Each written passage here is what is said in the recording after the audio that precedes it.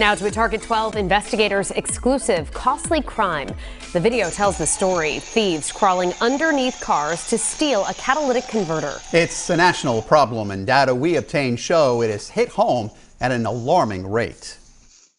I wish the police would figure out who's buying them and shut down the market. Target 12 investigator Steph Machado has been looking into the scope of this issue in Rhode Island. Steph joins us now in studio with what's being done to stop it. Police say it is hard to catch the thieves who commit this increasingly common theft, so they are now looking to crack down on the market for stolen converters. It was almost 2:30 in the morning on Halloween, and three men appeared in Justin Boyan's driveway on College Hill. One guy hops out with a jack, another guy hops out with a sawzall. Boyan's surveillance camera captures them stealing the catalytic converter from underneath his Toyota Prius. And it took them 1 minute and 20 seconds. The one guy jacks up the car, other guy comes around, makes his two cuts, and then they're driving away. Boyan is one of more than 500 victims of this crime in Providence this year, a theft that was practically unheard of 5 years ago. There were no catalytic converter thefts reported in 2017, according to Providence police data obtained by Target 12. The crime slowly caught on in the following years, but skyrocketed in 2021 to 387 thefts. In 2022, rising even higher, 542 thefts just in the first 3 quarters of this year. We have a sharp increase this year.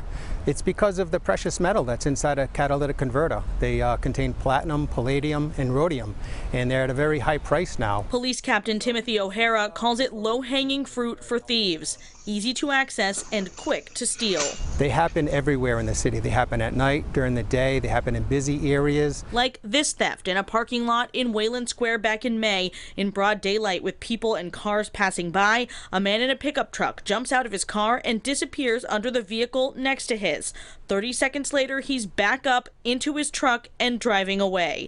The victim discovered the theft hours later leaving work. These photos from the police report show the missing converter under her SUV. It's a very quick operation, and it seemingly goes unnoticed a lot of the time. Target 12 found the crime is sharply increasing across Rhode Island, soaring from just 8 cases reported in 2017 to 1,466 so far this year, according to data compiled by Target 12 from police departments statewide. After Providence, the most cases are happening in Pawtucket, Warwick, and Cranston.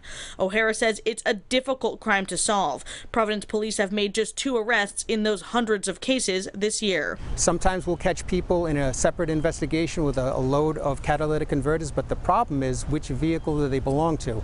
There's no identification stamp on a catalytic converter.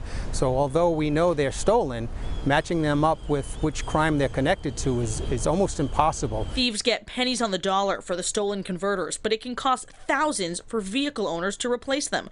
Boyan's replacement cost $3,500, in his case covered by insurance. It's almost like you've got a laptop or something just strapped on the underside of your car, and they just come and take it away. Providence is trying to crack down on the market for the stolen converters. A new ordinance approved by the City Council in April requires scrap metal businesses and junkyards to collect a long list of documents from the person selling the car part, including a bill of sale or other proof of ownership of the converter. This month, the city is delivering copies of the ordinance to 70 businesses. It's also important that this investigative report is being done because it will allow chop shops and scrap metal yards to know that this ordinance is going to be enforced. I hope they find who's really profiting from these and shut them down. There is also a new state law in place similar to Providence's ordinance. No businesses have been issued fines yet under either new law. With the Target 12 investigators, Steph Machado, 12 News.